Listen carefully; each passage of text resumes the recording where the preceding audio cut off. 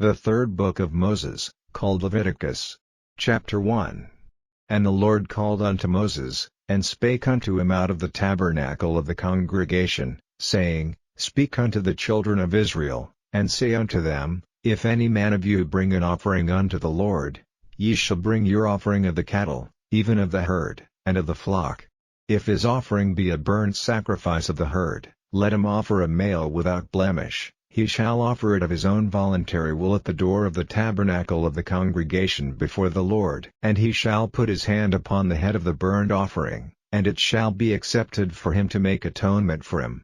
And he shall kill the bullock before the Lord, and the priests, Aaron's sons, shall bring the blood, and sprinkle the blood round about upon the altar that is by the door of the tabernacle of the congregation. And he shall flay the burnt offering, and cut it into his pieces. And the sons of Aaron the priest shall put fire upon the altar, and lay the wood in order upon the fire, and the priests, Aaron's sons, shall lay the parts, the head, and the fat, in order upon the wood that is on the fire which is upon the altar, but his inwards and his legs shall he wash in water, and the priest shall burn all on the altar, to be a burnt sacrifice, an offering made by fire, of a sweet savour unto the Lord.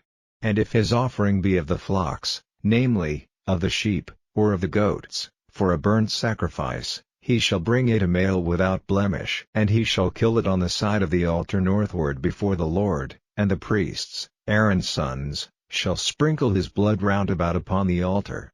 And he shall cut it into his pieces, with his head and his fat, and the priest shall lay them in order on the wood that is on the fire which is upon the altar, but he shall wash the inwards and the legs with water, and the priest shall bring it all, and burn it upon the altar. It is a burnt sacrifice, an offering made by fire, of a sweet savour unto the Lord.